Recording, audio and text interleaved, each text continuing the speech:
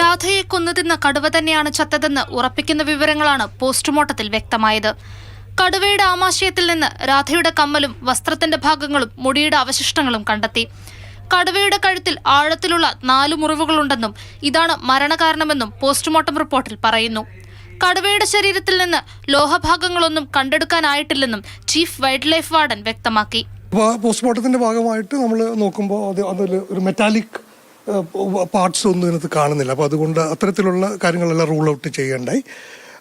കടുവയുടെ ഒരു ഗട്ട് പരിശോധിക്കുമ്പോൾ, കുടൽ ആമാശയൊക്കെ പരിശോധിക്കുന്ന സമയത്ത് നമുക്ക് അദാരുണമായ സംഭവത്തിൽ മരിച്ചതിൻ്റെ അവശിഷ്ടങ്ങൾ പറ്റി.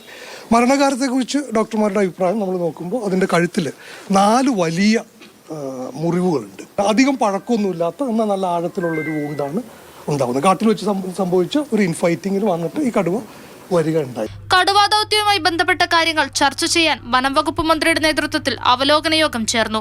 ജില്ലയിൽ കടുവാ ഭീഷണി നിലനിൽക്കുന്ന മറ്റിടങ്ങളിൽ വരും ദിവസങ്ങളിൽ തിരച്ചിൽ നടത്തുമെന്ന് യോഗത്തിന് ശേഷം മന്ത്രി അറിയിച്ചു. ഇന്ന് നമ്മൾ തീരുമാനിച്ചത് ഈ തെരച്ചിൽ അവസാനിപ്പിക്കുന്നില്ല.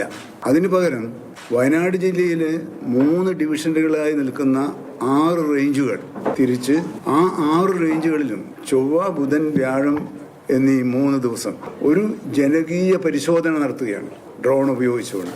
മാതൃഭൂമി ന്യൂസ്, വയനാട്.